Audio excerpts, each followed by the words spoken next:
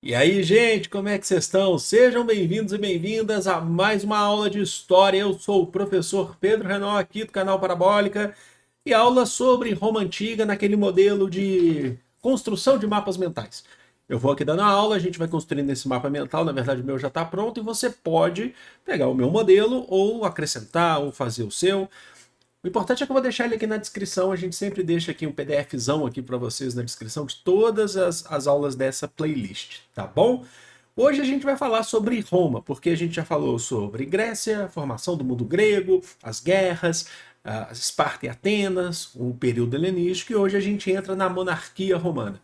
Então vamos fazer o seguinte, você já se inscreve no canal se ainda não for inscrito, deixa aqui um comentário carinhoso, uma crítica construtiva. Está estudando, já começou o seu estudo para o Enem 2024 ou para outros vestibulares ou para o colégio? Deixa aqui nos comentários, vai ser um prazer ler o seu comentário, dar uma curtidinha aí para você, mandar um coraçãozinho. E é isso, bora falar de Roma Antiga. Eu já vou aqui abrir o nosso processo. Vamos lá, eu estou aqui tomando um café. E é o seguinte, a gente vai passar nos próximos tempos aí, quando a gente estiver estudando sobre Roma Antiga, por esses três grandes períodos aqui. Tá? Hoje a gente vai estudar a monarquia, a formação de Roma, e a monarquia é o seguinte. Então, os períodos são a monarquia, que vai de 753 a 509 a.C., depois o período mais talvez o dos mais extensos, né? É o mais extenso, certamente, que é o período da República de 509. Certamente também é o que mais tem coisa para falar até 27 a.C. E depois o Império, que é famoso também, assim como a República, e é o que antecede a Idade Média. É lá o período de 27 a.C. até 476 depois de Cristo. Aí a gente já vai entrando já entramos aí já na era cristã, tá bom? Mas hoje a gente dá um foco na vou só dar uma setinha aqui, ó, na monarquia. Então é o seguinte, gente, vamos começar aqui nosso estudo já puxando para entender a formação de Roma. Roma antigamente era um território que você tinha algumas sociedades ali vivendo, inclusive você tem cultura grega ali já, tá bom? Alguns povos já assimilavam da cultura grega, alguns vão falar que já tinha inclusive algumas colônias gregas, só se lembrar que o mundo grego ele não formava um império, antes do helenístico, né? Você não tinha a formação de um império. E o mundo grego era extenso, ele não ficava só na Península Grega, ele ia desde a... Ó, ele ia da Península Itálica, que está mais a oeste, passando pela Península, né, a Península Ática e a Península do Peloponeso, que é ali onde a gente tem a Grécia, nos Balcãs, né, Península Balcânica, né, e até o mundo do leste, que é o mundo oriental, que a gente já está falando da Turquia, a cidade de Mileto era ali. Então você já tinha, inclusive, colônias gregas ali antes da gente falar de Roma. Esse é um dos motivos da influência da cultura grega em Roma, que algumas pessoas acham muito parecida e realmente é, mas tem suas características próprias e a gente vai ver ao longo dessas aulas aqui, principalmente quando a gente falar de república e império. Alguns povos formaram Roma. Entre eles, nós temos os povos latinos, os povos sabinos e os povos etruscos. A maior parte vem dos povos latinos. Esses três povos são considerados chamados aí povos indo-europeus. Alguns deles são seminômades. Andavam, viajavam pela Europa em busca de sobrevivência. Alguns paravam, formavam cidades. Nos etruscos, por exemplo. A gente tem vídeo aqui no canal sobre a Etrúria, né, a sociedade etrusca. Antes mesmo de formar Roma, você já tinha cidades, inclusive culto a deuses gregos, para vocês terem noção. E eles ali todos habitavam a região do Lácio. O que é a região do Lácio? Olha só. A região do Lácio é o centro da Península Itálica, onde se localiza Roma. É aqui, ó. Isso aqui é a região do Lácio, uma região montanhosa, que tem lá uns picos e tal. É ali que se localiza Roma. Ali você já tinha sociedades vivendo que vão se unir na formação de Roma, tá bom? Deixa eu tomar café aqui. E a gente vai dando sequência aqui, tá? Então lembrando que a monarquia começa a partir de 753 a.C. Ok. Mas existe um mito da formação. Vamos lá. Existe um mito da formação romana. Esse mito era defendido pelos romanos. Não significa que seja assim, mas é sempre aquela ideia do mito da formação. Então vamos lá. Parte de Rômulo e Remo. A verdade é que os povos se uniram, formaram cidades, já existiam algumas cidades, e eles foram se organizando. Mas para os romanos esse mito era muito forte e perdurou até o Império. Eles acreditavam muito nisso. Rômulo e Remo eram filhos da nobreza da região antes de se formarem em Roma, porque foram eles que formaram Roma. Então eles eram filhos de Réia Sílvia, tá? Que teve um caso com Marte, o deus Marte. Olha só a questão da mitologia, como é que eles acreditam nessa questão mitológica e tal. Deus Marte, depois, isso aqui, Marte já era muito apreciado por esses povos etruscos, latinos, os etruscos, por exemplo, só para vocês terem noção. Mas depois ele se torna, né, eles vão conhecer Marte como deus da guerra. Entre os deuses romanos, né, inclusive por influência, depois ele se torna, inclusive, uma entidade que eles vão puxar dos gregos, mas é um dos mais aclamados pelos romanos, que é o da guerra. Romano, tinha o campo de Marte, as assembleias ao longo do tempo, a gente vai ver durante a República, formam-se assembleias de legionários romanos, mas por enquanto não, por enquanto foca aqui comigo.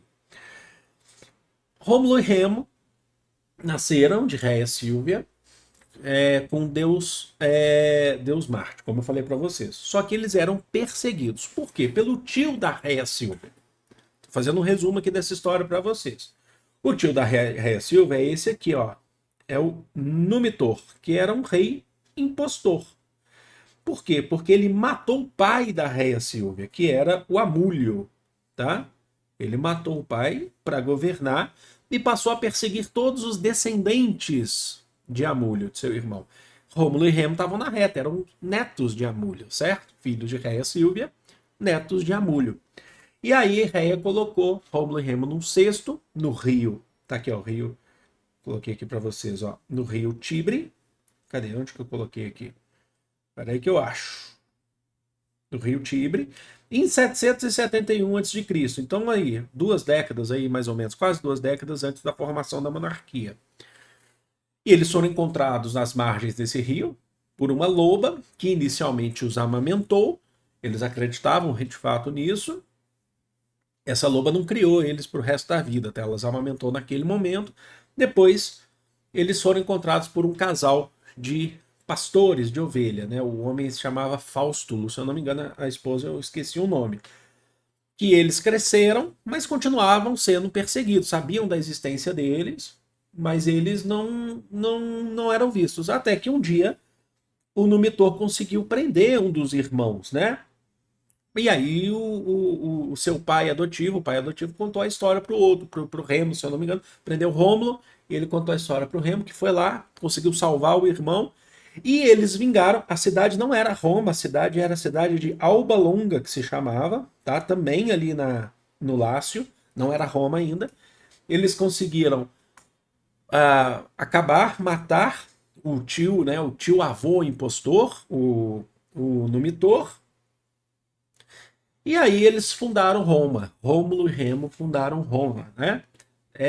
Fundaram Roma expulsando depois todos aqueles que eram indesejáveis, que apoiavam o Numitor. Fundaram uma pequena vila, e é isso. Roma, no início, a monarquia romana, e assim se construiu a monarquia romana. Se eu não me engano, o primeiro rei de Roma foi Rômulo, tá? Então, assim, Rômulo é o nome de fato do primeiro rei, e eles acreditavam que esse rei seria o rei dos dois irmãos, porque depois eles entraram em conflito e se separaram. Por isso que onde está o outro irmão? Ele saiu de lá, se eu não me engano, não lembro se um matou o outro depois, mas até aqui está interessante para gente, que é a formação. Então, foi formada a monarquia. Mas ao contrário do que muita gente acha, a monarquia ainda é um lugar muito pequeno em Roma. É uma vila. Roma não é grande. Não é um império de conquistas. É uma cidade. É uma cidade-estado. Ela passa a se tornar um império. É engraçado falar isso, mas durante a República que ela conquista outras regiões. Mas por que a gente não vai chamar de império na República? Porque ainda você não tem imperador. Você tem governantes que não são imperadores. Não tem essa questão da nobreza. Só depois do império que vai ter. Mas na monarquia você tem o rei de uma cidade, de uma vila. É pequeno mesmo, de fato. Vamos para o próximo quadro. E aí a gente começa a entender melhor esse processo, tá bom? Vamos lá. Então é o seguinte, gente. Então nós temos aqui a monarquia romana. De 753 a 509 a.C., foram 7 reis que governaram Roma. Principalmente entre os latinos. Os latinos eles tiveram, se eu não me engano, desses 7 reis, 4 foram latinos e os 3 últimos foram etruscos. E aí é preciso entender porque é aqui que a monarquia acaba. Mas vamos lá que a gente vai falar um pouquinho de organização social de Roma. Como que era organizada a sociedade romana? E isso eu quero que vocês guardem essa parte aqui, que é importante, tá? Eu quero que vocês guardem para as outras formas de governo que a gente vai ter em Roma. Isso vai valer também para a República, isso vai valer também para o Império, tá? É claro que depois você muda uma coisa ou outra, principalmente no Império vai surgir lá o imperador. Mas aqui já se constrói. Lembre-se, monarquia ainda é um período pequeno de Roma. Roma é formada por clãs familiares, grupos de familiares chamados de gentes, tá? Gentes. Organizados pela presença, a figura do paterfamilias. O que é o paterfamilias? É o pai. Então é uma sociedade baseada no patriarca. É patriarcal. Baseado no patriarca. Ele é o dono da sua família. Ele é o chefe, não o dono. Ele é o chefe da família. E é ele que está também na política. Tá? Então você já vai guardando isso. Na questão social, aí é uma questão de classes. Nós temos os patrícios. Quem são os patrícios? São os ricos. Geralmente grandes proprietários de terra em Roma. Inicialmente, porque na República isso dá uma equilibrada. Mas agora na monarquia, são eles que estão no poder. O rei, ele parte dos patrícios. Os senadores, que a gente vai falar daqui a pouco, são patrícios. Diferente dos pobres, mas que são livres, não são escravizados ainda. São os plebeus. Plebeu, a plebe, são as massas, as multidões. São as pessoas pobres, porém eram livres, tá? Eram livres dentro de Roma, não prestavam serviços para outros até então. Mas são pobres, não têm grandes propriedades de terras, algum tem uma coisinha ou outra, mas são pobres. Trabalham para os patrícios, prestam serviços para os patrícios. Assalariado, ganham salário, prestam serviços, tá bom? Aí nós temos as pessoas que são escravizadas. Roma se constitui em uma sociedade pautada no modo de produção escravista. O escravizado era a base da mão de obra daquela sociedade, tá bom? Eles são ou capturados em guerras, quando se tem guerras contra outras civilizações, outras cidades, ou são feitos por dívidas, é uma questão que já vinha desde a Grécia Antiga, na verdade já vem desde a Mesopotâmia, mas aí seria uma espécie de servidão, né? Aqui, quando ele é escravizado, diferente do servo, ele pode ser vendido, tá bom? Então ele pode ser vendido. O escravizado, ele tinha várias funções, além do trabalho braçal, ele poderia desempenhar um trabalho intelectual também, como um cuidador dos filhos, um grande mestre dos filhos de um grande patrício. Então, geralmente, você tem plebeus que se tornam escravizados, isso pode acontecer, quando devem para patrícios, né? Por aí vai. Agora, eu quero que vocês entendam, por isso que eu volto naquela parte, e eu falo aqui de novo, que nesse período, Roma é pequena, é uma monarquia. Então, o número de escravizados também é pequeno. Tá? Ainda não é aquela sociedade cheia de escravizados que a gente tem na República ou no Império. Tem menos gente. Tá? Então guardem isso. Conforme Roma cresce, faz guerras e conquista novos territórios, os derrotados em guerras que não aceitam a dominação romana são escravizados. Aí durante o Império eles se tornam gladiadores, são jogados nos coliseus e por aí vai. Mas ainda não é esse momento. Tá bom? E as mulheres? As mulheres, também conhecidas aqui como as matronas, elas tinham direitos jurídicos em Roma, alguns direitos jurídicos. Direitos como, por exemplo, de ter posses na ausência do paterfamilias, na ausência do homem. É sempre relacionado à ausência do homem, tá? Então não são direitos como os homens, não são a mesma coisa. Até mesmo porque nesse período você não tem leis escritas em Roma. Quando você tem uma lei escrita, você pelo menos você pode apontar lá naquela tábua, quando a gente vai ter depois na República a lei das 12 tábuas, apontar e falar, ó, tá escrito aqui, ó, mas aqui não tem, é tudo no verbal mesmo, né? No oral. Então elas tinham alguns direitos na ausência do homem. E também não tinham direito à participação política. Só homens, não podia ter a rainha de Roma, você tinha um rei de Roma.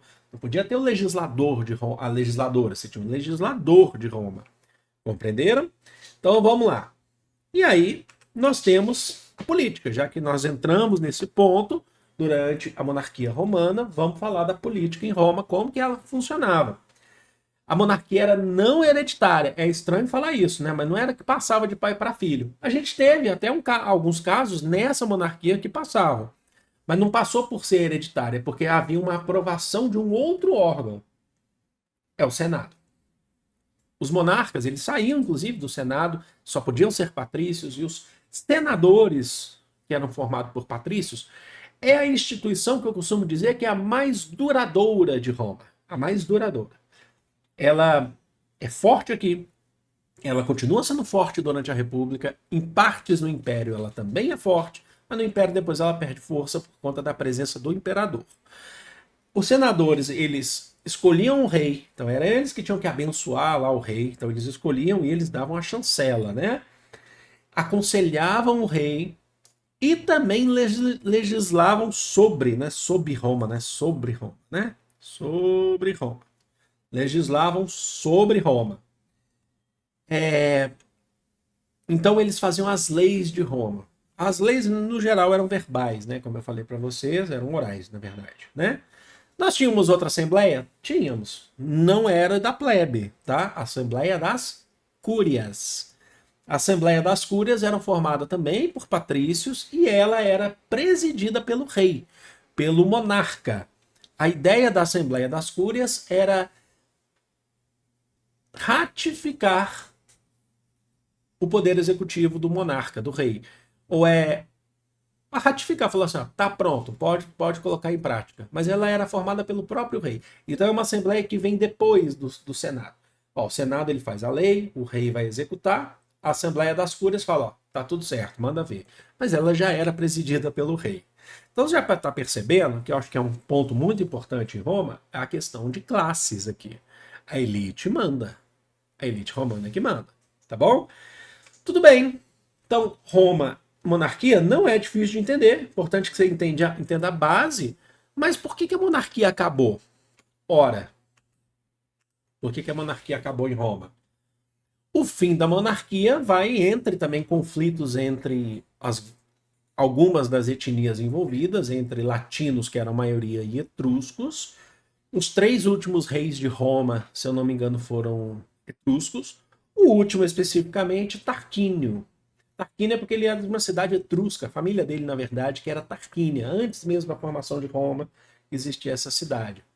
E ele ganhou o apelido de Tarquínio o Soberbo. Por que Tarquínio o Soberbo? Meus cachorros vão latir, tá? Liguem não. Mas por que Tarquínio o Soberbo? Porque ele queria governar com autoridade acima até do que as leis que vinham do Senado. Ele queria centralizar ainda mais uma política num lugar que não era grande, uma vila.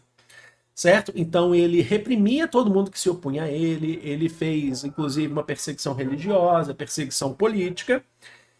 E aí você teve um caso, um escândalo na República Romana, deixa eu levantar um pouco aqui, que o filho dele, Sexto Tarquínio, foi acusado pelo Senado de abusar de uma das filhas de um dos senadores importantes, patrícios importantes da monarquia romana.